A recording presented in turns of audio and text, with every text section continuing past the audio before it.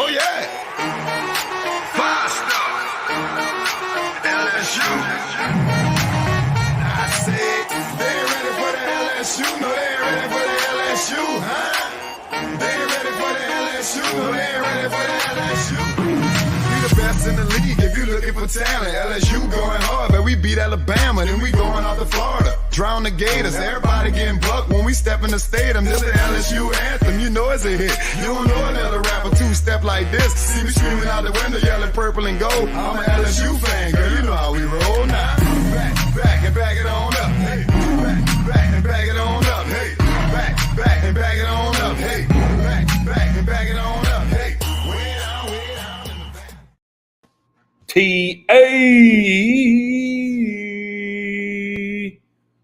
We are live, Monday edition of the Tigers Avenue Show. Welcome in, everybody. We've got some weekend games to recap, some things to discuss. Tyler Townsend, he's already in here. TT, Zach, he's already in here. The earliest. What's up, Tyler? Appreciate you joining in. Zach, we got a big weekend of baseball to recap and to discuss. I really want to, Zach, kind of dive into your thoughts on pitching and lineup and what you think is the best and what you would like to see maybe Jay Johnson try out and things like that. Sure. Mario Collada, what up? What up? Welcome in, Mario. And then, of course, we have to discuss hoops as well, because the Tigers did some awesome things on the hardwood this weekend, and tonight the Lady Tigers got it done as well. So we will recap all of those victories, and I will once again reiterate how all these fans have been wrong about Matt McMahon and how they're finally starting to see that come to fruition. But I digress. We'll talk about that later. I really do think Matt McMahon will be the real deal. Anyways, but big baseball weekend, Zach. Obviously, the Tigers had 4 games starting Friday. They played Friday, Saturday, Sunday, and today as well. Man, I got to be honest, Zach, I really liked what I saw from the weekend as a whole. Because you saw adversity, you saw dominance, you saw talent, you saw flashes of greatness. And this weekend, after watching LSU play and then seeing what else transpired in the SEC, of course, it's the first weekend of baseball, so you can't make quick judgments. Take it with a grain of salt.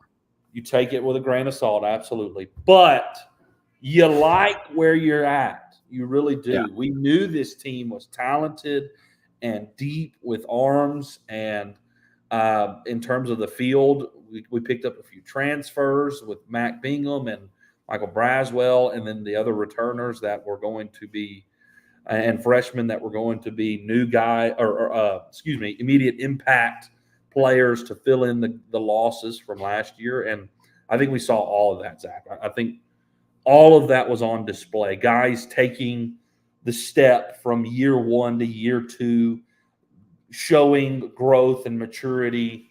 Guys like Travinsky, even Travinsky showing his growth, being fully healthy and his leadership on the team.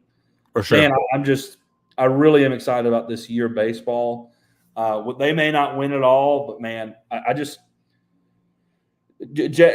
think what we know Jay Johnson can do with this team and going forward, looking at the young guys that he has on this team, man, I just feel like the era of dominance that LSU saw under Skip Bertman and Paul Mainieri is here to stay for a long time. I don't think we're going to see any wavering of that whatsoever. I mean, Paul Mainieri, Paul Mainieri gets a lot of flack because he won the one and then could never get back. But it's very hard. And 2017, he almost did it again. But he had us as a national seeds act for 8 years straight. And I just don't know if that'll ever happen again. I don't know if there will be a That's extremely tough to do. 8 years straight as a national seed, a top 8 national seed. I just, man, that's hard to see happening again. But I don't think the dominance of that is going anywhere under Jay Johnson. I'm very excited after watching this weekend. So, Zach, coming off the weekend, what are your thoughts? What excited you? What worried you? What concerned you? I mean, maybe you can go into some specifics in certain games and whatnot. Just give us your overall weekend recap. I mean, really, it was like a yin and yang type thing, right?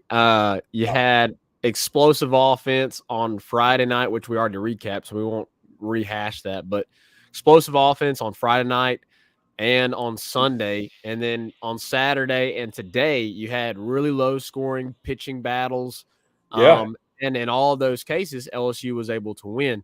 So a lot like last year's team, this year's team is showing us early on that they can win in several different fashions, right? Yeah. They don't have to slug it out every single game to win. They can win a low-scoring ball game where your bullpen and your starting pitching really comes through when they're needed the most, right? And you can win a game where it's a shootout, like we saw on Friday night. You can win a game where it's just completely outmatching the other opponent and just completely dominating them in every fashion of the game, like we saw on Sunday. So, you can win a extremely tight pitching battle where there's only 2 runs scored and there's not a lot of hits, like you did on Saturday. And then today, you had another low-scoring game, a few more runs, but they proved to us this weekend that they can win in several different ways, which I think is very encouraging because we saw that with last year's team as well. As far as like disappointment goes, I think he was left out of the lineup today. I want to see a little bit more from Paxton Kling. I think Paxton Kling has looked good at times this weekend. I think I'm looking for him to take a big step up this year. And we didn't quite get to see that this weekend. I'm not saying that that's going to be the result of the rest of the year, but we didn't get to see maybe quite the step up that we've seen from other guys like Jared Jones and like Hayden Travinski. So, I want to see a little bit more from Paxton Kling. I think the biggest takeaway from this weekend for me, Reagan, and you kind of put me on it, was Stephen Milam. You mentioned Stephen Milam. You mentioned Stephen Milam early on when we started discussing baseball. You mentioned him, I think, in our last show before he even got the start and was inserted into the lineup. And so once, we saw he was inserted into the lineup on Saturday, I was like, hey, Reagan, here's your guy. Like, let's see what he can do. Right. And he goes out there and gets on base every single at-bat, which was phenomenal. He had, I think it was 3 or 4 hits in a row on Sunday. Today he looked really good. Today I think he was 1 for 4, but still very impressive. Scored a run. So, and immediately after Saturday, I texted Reagan, was like, this is a dude you have to put in a leadoff spot. Like, you have to put him in the leadoff spot. And sure enough, Sunday comes and Jay does exactly that, puts him in the leadoff spot. And he was phenomenal in the leadoff spot. He got the leadoff spot again today. So I think that is a change that I was really, really impressed with and very much agreed with. And I think that is something that will have to move forward. I mean, at this point, Reagan, how do you keep Stephen Milam out of the lineup? I mean, dude gets on base, he gets hits. It's going to be very difficult to keep him out of the lineup. So what do you do? I mean, if you want Pearson in there, then you're going to have to, put Pearson in right field. And that means Jake Brown doesn't get as many at-bats. But it may be a situation where it is with the catchers. And the catchers is another point. Dude, you've got 3 dudes that are completely capable of being really good at the plate and also being really good defensively. Obviously, Malazzo's a little bit better defensively than the other 2 guys, right? Hayden Travinski's got that veteran leadership and experience over the other 2 guys. And obviously the pop in the bat. And then Brady Neal looked phenomenal. Yeah. Phenomenal on Sunday, and I mean all weekend, but Sunday, dude, oh my gosh, 2 doubles, a grand slam home run. I mean, he was dominant. He threw out a couple runners as well. He threw out 2 runners on Sunday. Dude, you have plenty of options at catcher. So my point on that is it may be a similar situation now that you have this emergence of Stephen Milam where you're going to have to kind of rotate around, because when Stephen Milam is in the lineup, it's going to affect 2 other people, and that's Josh Pearson and Jake Brown. Because I don't think you're going to take Mac Bingham or Paxton Kling out of the lineup very much or very often. So, it's going to be a battle between those guys. Pearson, who's had to make the transition from outfield to second base. Jake Brown, a true freshman, getting some playing time this weekend in the outfield. But Stephen Milam's been extremely impressive. And so I think you have to find a way to get him in the lineup. So as this season progresses, we'll see how, if that success continues for him. But yeah, I think from the weekend, man, my biggest takeaway was Stephen Milam. And I mean, I'm with you. I'm on the Stephen Milam train now, dude. I'm on the bandwagon. Monster Milam. Monster Milam, baby. I love it. I love it. And he's what caught my attention was Stephen Milam, just watching inter squad stuff, was the mature at bats. He does not seem like a college freshman in the box. I mean, he has made the transition very well. He really has. Zach, what I was kind of my one concern, and I'm bringing this up because I think it's important with the whole line of discussion in terms of Stephen Milam. Okay. Michael Braswell at the plate he's left a lot to be desired. Now we know at this weekend, South Carolina, and of course it's correct. It's just one weekend. He can come into form. Here's the deal. He in fall ball led the team in hitting.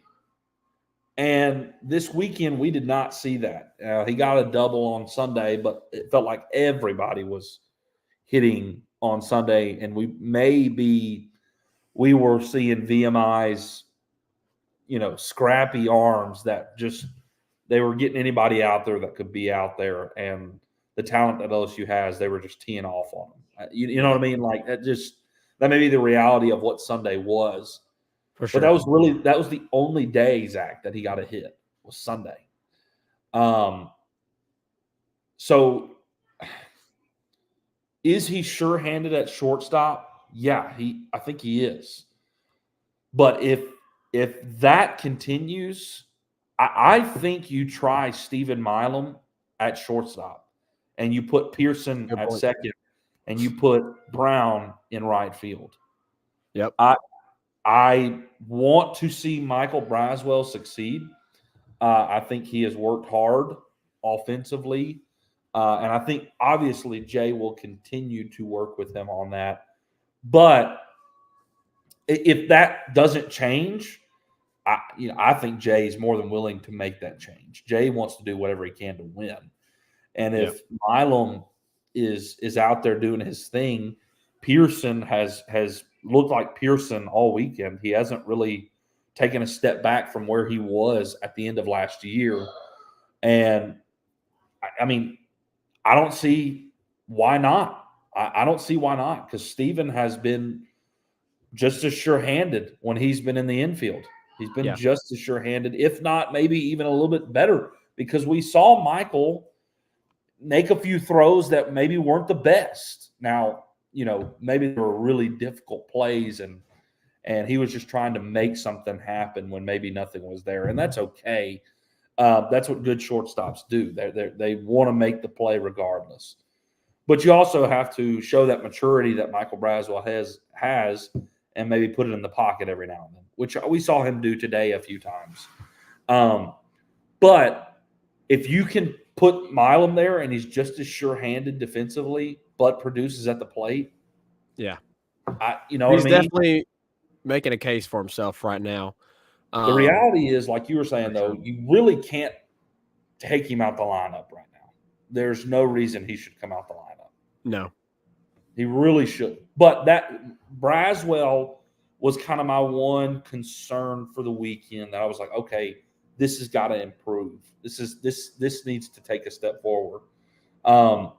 Because for us to be successful with a lineup like, which I hate to compare it to last year because it's not last year's team, but you want to have a lineup where 1 through 9, you don't have a guy who's just a sure out. Someone who can be batted, pitched around. You can pitch around this guy to get to the next guy, whatever it may be. You just don't want that. You want a lineup where, man, they've got to pitch to him regardless of who it is. So yeah, maybe that continues to play out. We don't know. I don't know. But I'm going to give Michael the benefit of the doubt. He put the work in, and it showed during fall ball. And I believe eventually it's going to show. I do believe eventually it's going to show. So what we were talking about with Milam and Pearson and Brown and maybe how that's going to play out, and maybe even Paxton Kling, because Paxton Kling didn't play today, and Brown and Pearson got the start in the outfield, and Milam was at second. That, for the time being, I think we're going to see that play out. But if is what I'm saying, that continues with Braswell, I would not be surprised if we saw that at some point in the season, if it continues. Yeah, because I think you definitely would prefer, and that's a good point you make, because I think fans, and just from what you've seen so far as a coaching staff, you definitely would prefer Pearson and Jake Brown out there from what they've done at the plate. Sure. So sure. Those are good points that you make. Reagan, I'll say this. I think outside of hitting and lineup and things like that, to discuss pitching a little bit. Yep. I think probably the biggest, there really wasn't anything major that I was like, ooh. I think a lot of fans were disappointed with Cam Johnson's performance. He gave up 4 earned runs. Yeah. He got touched up, wasn't able really to, go to his secondary stuff, didn't have confidence in it. And so, struggled there early. But, we got to realize it was his first appearance in a college game. Yeah. He come in with such high expectations, and I think he's going to be fine. And he even looked really good, I think, there near the end of his outing. And so I'm going to take that with a grain of salt. It was a little disappointing. I wouldn't say it's a concern, though. No. I would agree with you where the concern right now for me more leans towards, okay, how do you figure out Stephen Milam being in the lineup, and who is that going to affect the most as far as playing time, not getting as much playing time. So I think that's probably the biggest storyline from this weekend. I thought the pitching looked really good. Obviously, on Saturday, they looked really good today as well. You'll have to kind of give me some more details and more info on today's game. I was at work and not able to see a lot of it.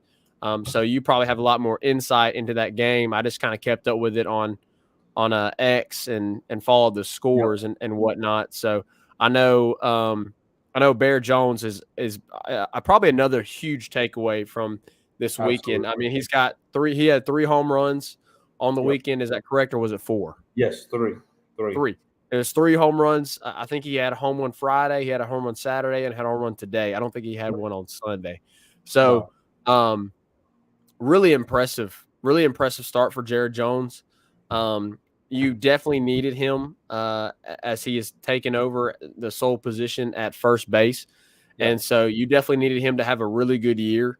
As you said, Pearson's been consistent. Tommy White's been maybe a little bit less, than what we thought we would. But, I expect him to be perfectly fine over there. The catchers have been extremely, extremely impressive. I think Mac Bingham, I mentioned him on Friday night. Mac Bingham really impressed me this weekend as well. Yeah. If I was just to go to an individual player, like 3 players that really impressed me this weekend: Mac Bingham, Bear Jones, and Stephen Milam. Brady Neal impressed me too, but I would say those were my top 3 as a whole on the overall weekend. Brady Neal didn't get as much playing time as those guys because he was alternating with 2 other guys. But Brady Neal was really, really impressive on Sunday. I think Mac Bingham, Stephen Milam, and Bear Jones were really, really impressive the entire weekend. And so there's a lot of really positives to take away from this team as far as lineup and this offense goes.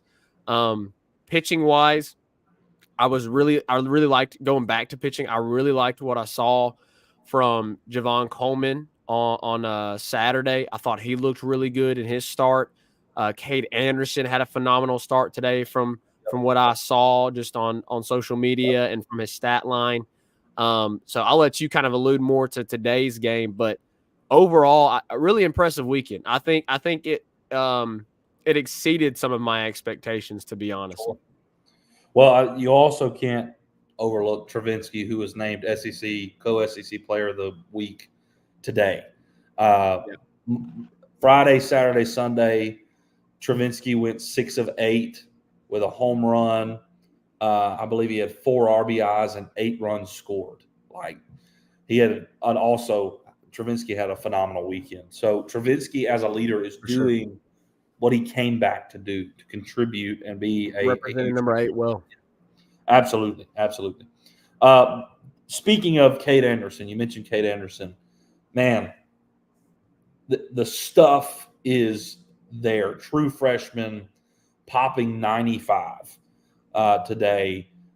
Fastball with a lot of life. And he has a breaking ball that, man, and if you were watching today, Ben McDonald was knocking on that door. If that breaking ball starts landing, his 95-mile-an-hour fastball up in the zone is going to become really dangerous.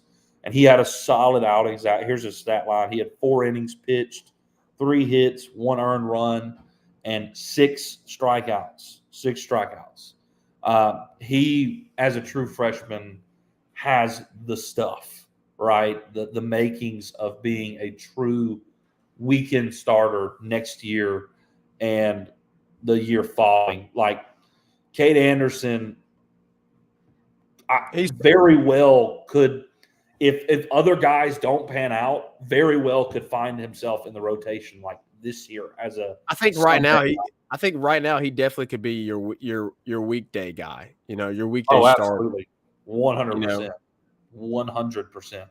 He's easily your midweek guy right now and could be better. I really liked him a lot. Everybody loved Luke Holman, obviously. Yeah, Luke was really good too. Phenomenal. We didn't get to mention him as much. Everybody loved Gage Jump, had 1 inning. I think out of that 1 inning, everybody realized, okay, like, dude's for real. He's kind of the guy. And if you work, he's working his way up. He's getting his he's going to get back in the swing of things, throwing more often. He needs to get in the full swing of it, being able to extend, kind of like Hurd did last year, coming off an injury. He needs to work back up to being extended past several innings. And he will certainly, I think, find his way in a starting position. So I think those were the obvious ones. But one that may be overlooked that was very solid was Fidel Ulloa. Yes, dude. The stash, man. The stash. The handlebar stash. Dude could certainly work himself into a closing role. He seems to kind of have that feel about him. He came in today, shut the door. He came in relief, I think, once or twice. I know at least once before today. I don't know if he came in. I'm pretty sure he came in on Saturday. I'm not sure if he came in on Sunday. Let me go back and check that while you continue. I'm pretty sure he came in on Saturday against UCA. And then, of course, today he came in and closed the game out. He came in the 9th inning, Zach, and it was 1, 2, 3. UCA, their relief pitcher that we talked about just kind of shut the lineup down for the rest of the game. Since Bear Jones' home run, he came in and just kind of bared down and had a kind of an odd arm slot in his throw. And man, our hitters just wasn't picking it up. And he really dominated our lineup, and our pitching wasn't doing terrible, but we only had 4 runs, and it was 4-1, and they scrapped across 2 runs throughout the game. So you're talking about a 1-run game going into the last inning, and Fidel Ulloa comes in and just shuts the door. Like it was 4-3. It's like, okay, this is it. Like it's a 1-run ball game. It's tight, and bang, bang, bang, he gets them out. 3 quick outs. He didn't strike them out, but he got 3 very quick ground balls produced, and he was impressive, man. His stuff seems impressive. Kind of which he obviously does not have the build of Riley Cooper, but gives me Riley Cooper type vibes with his stuff. Even though he's a right-hander, he's not a left-hander. But Fidel Ulloa is one guy that I think could find himself in a closing type of role. And then, of course, Gavin Guidry, I think, is coming back into form like he was last year. He's going to be a crucial relief pitcher in this staff, and I think will at times come into close games out, depending on how the game situation. He certainly could be used as a closer as well. So Justin Lohr also looked really good today, Reagan. Yeah, Justin Lohr is going to be Justin Lohr is going to be awesome in middle relief. He struck out the side, right? Yeah, he gave it 1 hit. He gave it 1 hit, but he struck out the 3 outs. Yes, he did.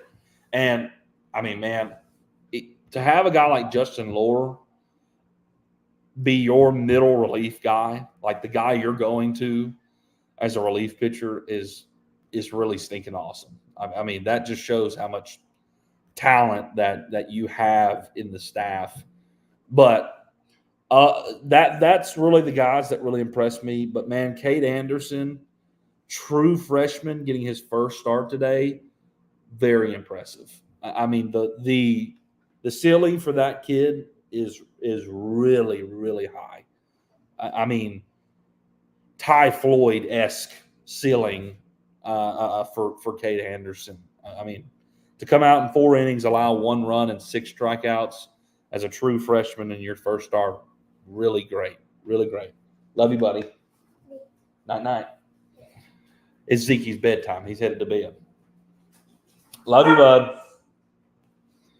Anyways, but very impressive weekend, Zach. I like we've talked about, there's guys who flashed. And, Zach, we have not even mentioned this, but holy smokes, Paxton Kling. The catch. Oh my gosh. I mean, like the probability of him making that catch was just insane. Like that was legit like Dylan Cruz type of catch. Like there's like 5 people in college baseball making that catch. Like that was incredible. The amount of time that it felt like he was extended to make that catch was unbelievable.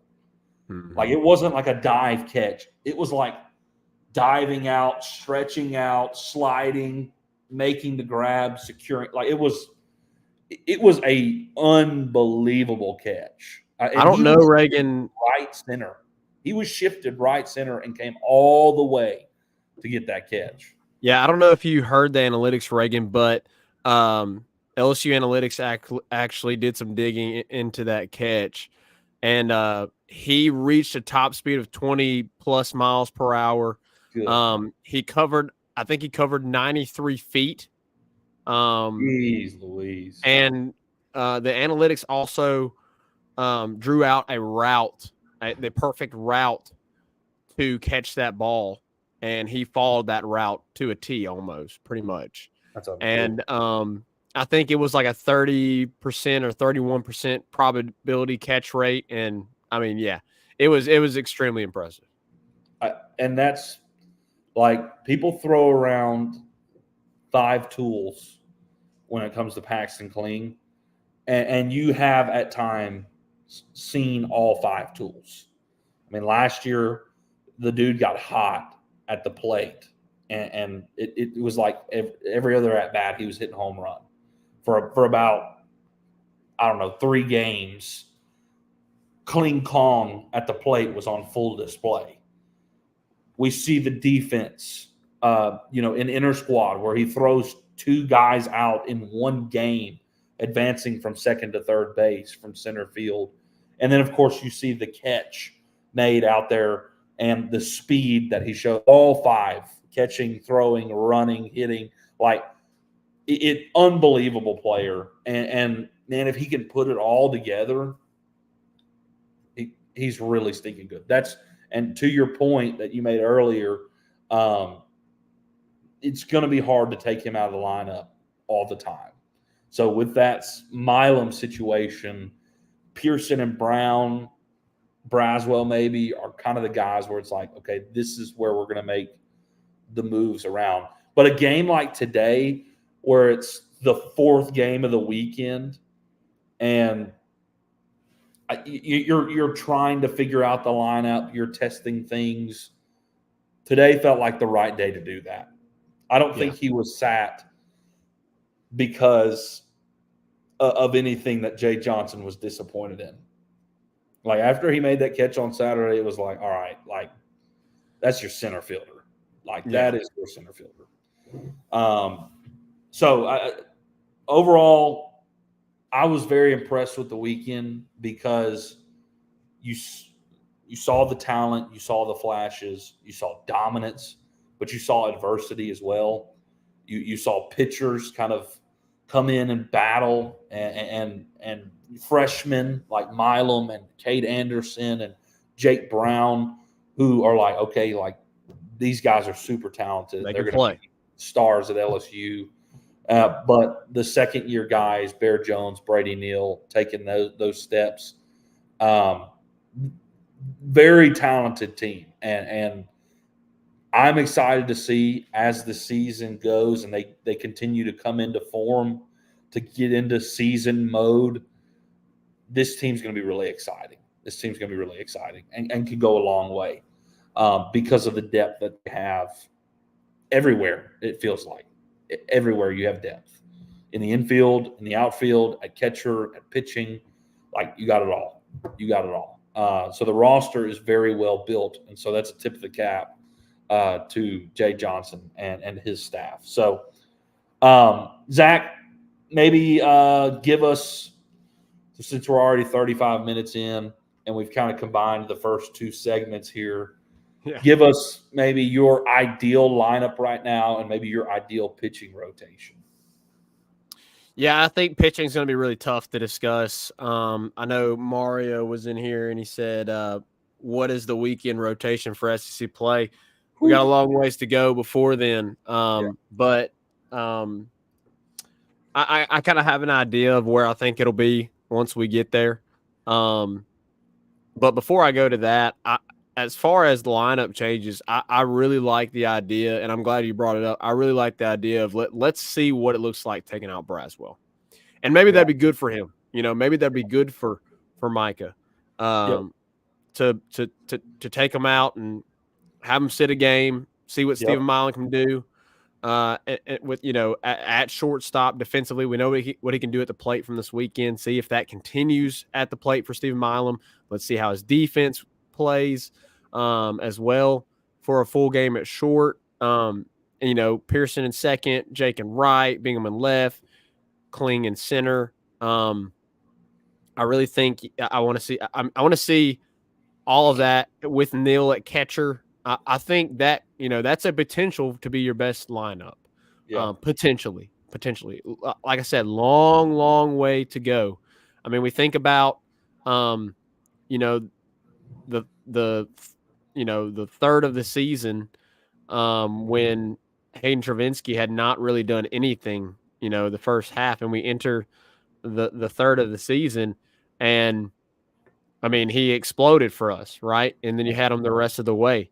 So, there's no telling. There may be a Hayden Travinski on this team that just explodes the second half of the season, and you can't take him out of the lineup. there may be a person, that looks really good right now, and these next few weekends they look really good, and then they hit a major slump in the second half of the season, and you take them out. I mean, we don't know, right? That's just how baseball goes. So right now, I would like to see White at third, Milam at short, Pearson at second, Jones at first, Brown and right, Kling in center, Bingham and left, and Neal behind the plate. I think right now, just right now, after this very early part of the season, after this first weekend of college baseball, I think that's your best lineup right now. So I would be interested to see how that lineup does together with all of those players playing together and starting the game. As far as pitching goes, I really think that Gage Jump is going to be in the weekend rotation. I think everybody expects that. That's not some shocker, me saying that, or some like, oh wow, he really thinks that. I mean, I think a lot of people expect that. As you mentioned, once there has been time taken to ease him back into a form where he can go a much further distance in the ball game, and he can extend. I think there's a very high possibility that you will see him in the weekend rotation. And I said this, I believe, when we were doing our preview of the season. I really believe that he's going to be a Friday or Saturday guy. I don't see him on Sunday, to be honest with you. I could be dead wrong. He may end up being the Sunday guy. But I really think he's going to be a Friday, Saturday guy, with Thatcher Hurd being the same Saturday, Sunday, and then you're going to see Cade either on you mean Luke? I'm sorry, Luke Holman on Saturday, Sunday, and then Hurd Saturday, Friday. So and then but then you got to go, okay, what do we do with Cade Anderson? What do we do with Javon Coleman? Because Javen looked really, I always say Javon, Javen. I'm gonna say Javen. I think I like Javen. I think it's Javen. I think it's Javen. I really liked what I saw from Javen too. So, how does he factor in? He's a guy that I think he's on the outside looking in right now. But I think he's gonna be your guy while they are easing along Jump. I think he's gonna be your Sunday guy while they ease along Jump. And then I think you're gonna see Anderson during the midweek. So Reagan, it's what is it? What is that saying they call? What is the saying? It's a blank of riches. It's a what of riches? So it's a wealth of riches. How do you say that? It's a good problem to have, right? There's a wealth of riches. There's a wealth of riches. Yes. It is a good problem to have right now for the LSU pitching staff. Yeah, absolutely. Nate Yetsky's done a very good job in the short amount of time that he's been at LSU and getting these pitchers prepared for the season, and developing them before the season. So there's a lot of games left to be played, and we'll see how it all plays out. But early on, I will say, just from this weekend, I think expectations were exceeded for me. Yeah. And I'll just, for time's sake, the lineup, I'm there with you. I want to see that. But I certainly don't want to cross Braswell out, because I think there's great potential for Michael Braswell. In terms of pitching, what you were talking about there, I think we may see something very similar to last year, where Riley Cooper started in the weekend like Coleman did, and then Riley Cooper is going to become one of your go-to relievers. And I think that's what Javen is going to be this year. He's got starter stuff, so he can be that for the time being, and then can later on be one of your top relievers, like Gavin Guidry and Javen Coleman, to hand the ball to say, Griffin Herring as well, that you can trust to kind of fill the gap between the starter and maybe the closer, or even close the game out, depending on how the starter did. So I'm right there with you. Jump, I think, makes his way in the rotation. Hurd is in the rotation. Obviously, Luke Coleman. Luke Coleman, I think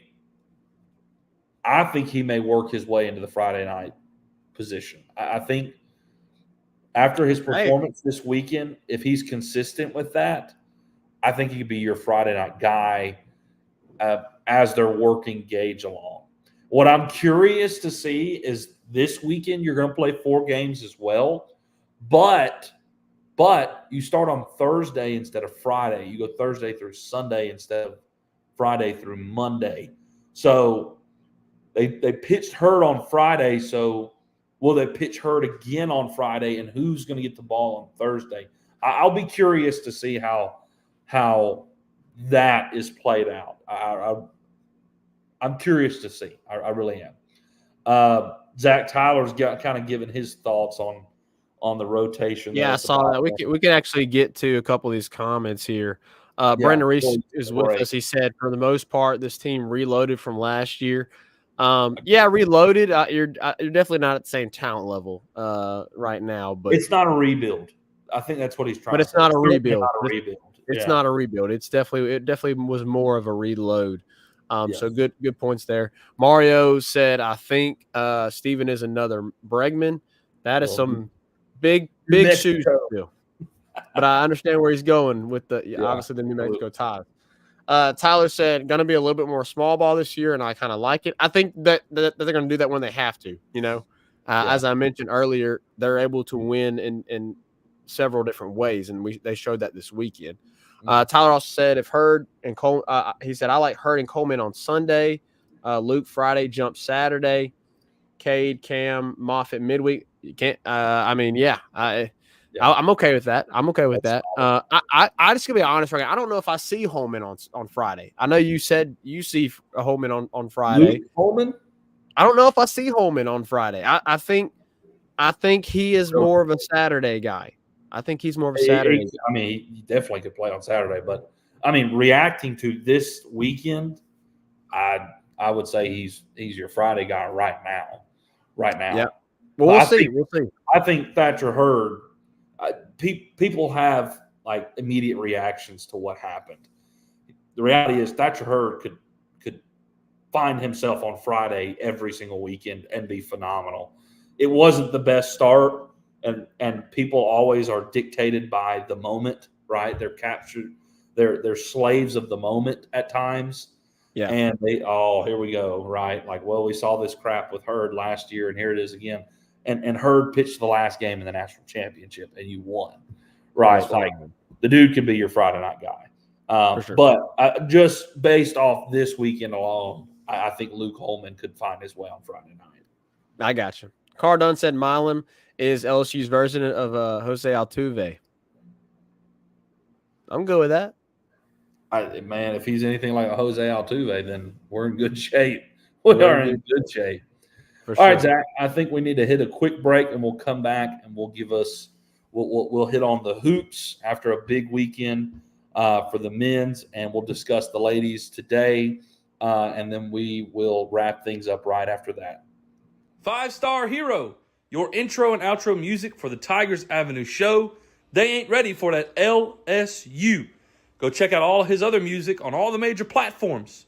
Don't forget to follow him on Instagram at Saints Anthem and at Twitter at OneNationDoty. Don't forget to check out his Facebook page for all his Saints and LSU merchandise. Can't get any better than Sarah Klein Stevens, attorney at law. Her firm focuses on the needs of the elderly and maintaining their dignity throughout the process. Here for you, here for your family. Sarah Klein Stevens, attorney at law. Right back at it here in the Tigers Avenue. Zach, one real quick thing. Tyler says either way, the pitching is a good problem to have. He's absolutely right. And something else I was going to say is, hey, if Thatcher Hurd is your Sunday guy, that's pretty stinking good. That's true. If you have Thatcher Hurd as your Sunday guy, that is dangerous. Not many people have that on Sunday. Put it down. You're probably winning most of your Sunday games. For real. All right, Zach. Man, I'm re-looking at the box score of the LSU South Carolina game. That LSU goes into Columbia against number 11 ranked South Carolina Gamecocks and finally is able to capitalize on a close ball game, just like they had with the Florida game. They finally capitalize on with this game in South Carolina. Man, we were saying it, Zach. We were literally saying last show they were right stinking here. They're right here. And Zach, I am looking at this box score, and it is extremely significant in light of us winning this game. Mm-hmm. If you would have told me, Zach, now listen to this. If you would have told me Will Baker scored 2 points and Jalen Cook didn't play the game, Zach, would we have any chance of beating South Carolina? Any chance? I wouldn't think so. I would not If you think so. told anybody, any LSU fan, that Will Baker scored 2 and Jalen Cook didn't play, nobody's saying we won the game. Not a single one. But dadgummit, that's exactly what stinking happened. The LSU Tigers beat the South Carolina, 11th ranked South Carolina Gamecocks, and Will Baker scored 2 points, and Jalen Cook did not play. Like, the significance of that is pretty large. Yeah. Tyrell Ward is your team leading with 16 points. Trey Hannibal just continues to be your do-it-all guy. He had 6 points, but also had 12 rebounds. 12 rebounds. Jordan Wright, 14 points, 7 rebounds, and Jordan Wright was hot at the end of the game and closed this game out at the free throw line. And Jalen Reed had an awesome game off the bench as well with 13 points.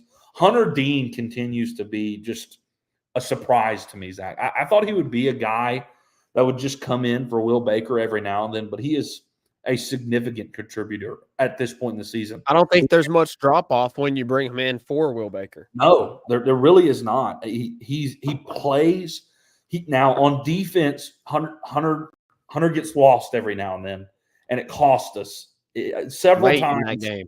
Several times he not just in this game, but yes, in this game, but he will miss the defensive switches at the top of the key every now and then, and it cost us a few times, more than once. But Will Baker scored 2 points and he scored 8. And he had a really good 8 points. Like the dude's been yamming it here lately. The alley-oop. He had 2 really big alley-oops in this game. Yes. But point being, this team won without its best players being at their best, and one of them not even playing. The resiliency of this team, it has been unbelievable the last few games. With Alabama, with Florida, they were down 20 and literally had the last shot of the game, a chance to win, a chance to tie against Florida after being down 20. You were down, I believe, 16 to South Carolina on the road and fought all the way back and won this game. And Will Baker scored 2 points and Jalen Cook didn't play. Like, are we hearing that? Yeah. We won this game, and that was their stat line. I mean, that's unreal. And it wasn't like Will Baker played small minutes. He played 25 minutes. Like, this team has been resilient. It has been the characteristic that has described this team the best, is resilient and persevering. Never giving up has been this team's characteristic that has made it good. And they are, man, we talked about it, so I won't harp on it. But they're just a few plays away from literally being a tournament team. Yep. They are a few plays away, Zach, as of right now, being 8-4 in SEC play. 8-4. And you know where 8-4 would put you in SEC play? Right in the top mix of all the teams that are ranked in the SEC. Yep. Yeah. Literally all the ranked teams in the SEC are 8-4 and better. And you're just a few plays away from being 8-4. You went and stole. We talked about this stretch just being absolutely brutal. And if you could find a way to steal a game in the midst of this brutal run, that it would be massive. And look, you did it. And now you get to go play Kentucky in your stadium, in your arena, not stadium, sorry. You get to play them in the PMAC. And if you can carry this momentum, I feel like it's all that they needed, Zach, to get them over the hump. Just a big win, a confidence Get a big booster. win. Zach, this is the biggest win of Matt McMahon's era. Yeah, by for sure. far. It's the biggest win. It's a top 15 win, almost a top 10 win. Oh, on the road, Zach. On the road in the SEC. Without one of your best players, without your starting point guard, and without your big man doing anything. Hardly doing anything, man. I mean, not only did he score 2 points, but he had 6 rebounds. Like a big man, you're expected to be pushing double-double of like Will Baker, one who has the ability to score like Will Baker from behind the arc and inside. You're expecting him to be pushing double-double like all the time. But he got you 2 points and 6 rebounds. I'm not trying to knock Will Baker because at times he's won us games. And he's been the only one keeping us alive. So I'm not trying to knock him. But the significance of him only scoring 2 points and Jalen Cook didn't play, I mean, that's unreal. Tyrell Ward, his step forward this year has been awesome. He has progressed really well. Jalen Reed really filled that gap where it was lacking with Will Baker because Hunter Dean and Jalen were kind of able to take it in the paint when Will Baker was off on Saturday. And man, Jordan Wright, just the veteran of veterans, closing it out by hitting your free throws. And they pointed this out. When he got fouled, he would go away from the team. He would just step away from the team entirely. And then when it was time to shoot, he would walk up to the free throw line and shoot it. Just poised and in the moment, not allowing any outside thing affect him. He wouldn't allow the chatter of South Carolina or even his own teammates. He just stepped away for a moment, came up and hit the shots and got the job done. It was phenomenal. Zach, and Zach, it was South Carolina gave them everything they had. I mean, LSU hit, it was like 2 times in a row. LSU hit a 3. South Carolina went right back down and hit another 3, went right back up 3. Jordan Wright comes down, gets an and one, ties the game with the free throw. Guess what happens? We go down the court. South Carolina hits a 3. We come down the court. Tyrell Ward hits the 3, right? And then they hit another 3. And we come down, and there's only I think 30-something seconds. Jordan Wright gets 2. You're down 1 point. And then the biggest play of the game was the defensive trap by Jalen Reed and Hunter Dean. A trapped BJ Mack, got the jump ball. Jordan Wright, they run a play. He gets fouled. He hits the shots and wins the game. Like that is – I mean, that was a phenomenal series of plays. And South Carolina did everything they possibly could to keep you out of it. I mean, they were hitting absolute haymakers from the 3 line in their own arena. To put them away, to put LSU away. Oh, absolutely. I mean, they were like heart rippers.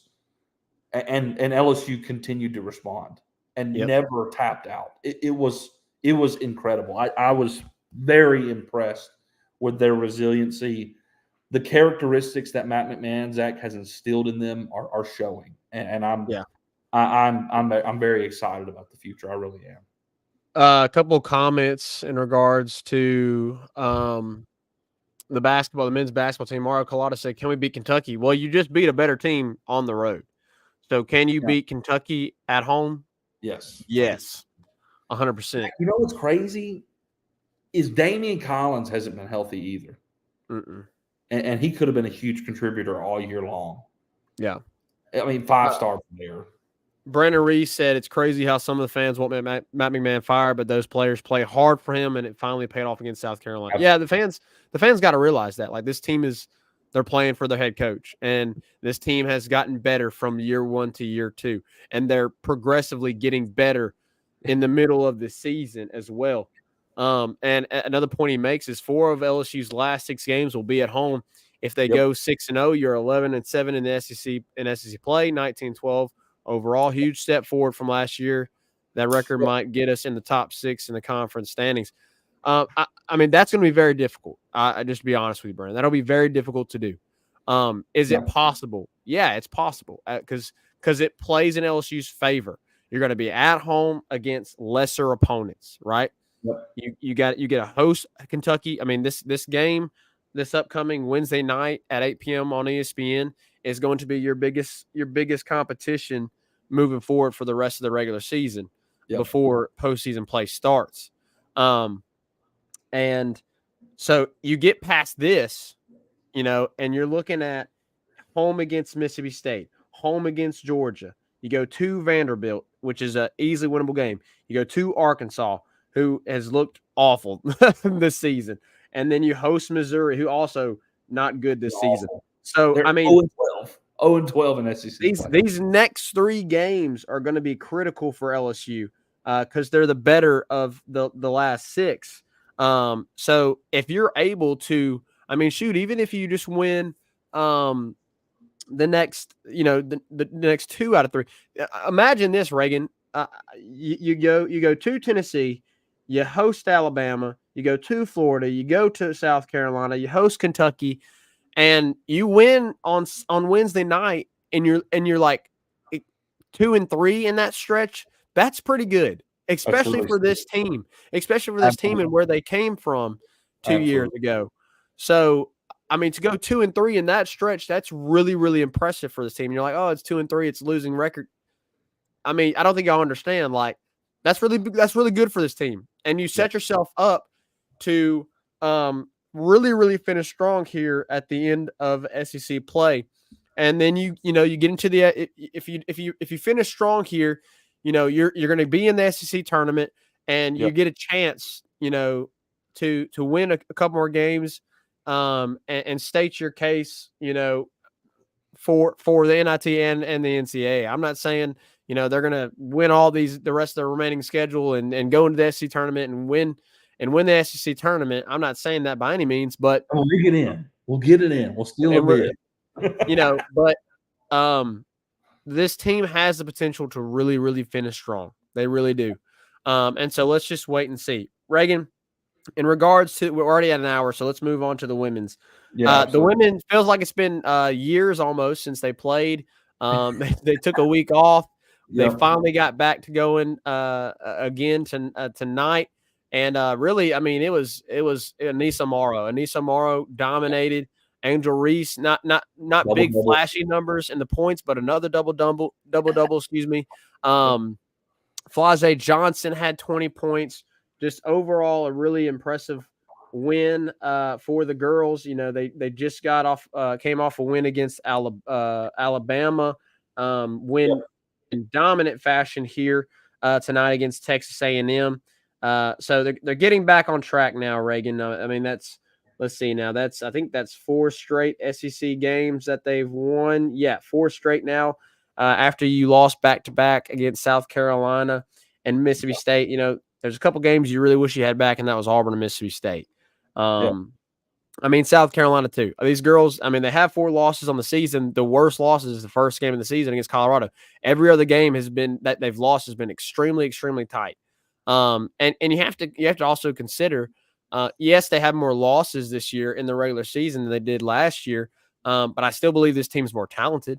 I think the depth's about the same, right? And compared to last year's team, maybe a little bit better. The team last year maybe had a little bit better depth, but you don't. Again, we mentioned this. You don't have Samaya Smith. You lost Kateri Poole when she was kicked off the team. And the big thing is this team coming into this year had a massive, massive target on their back, and teams are going to give them their 100% when they face them. I mean, we've seen that throughout the season. And so they've had to battle that adversity this year, and they didn't really have to battle that last year, right?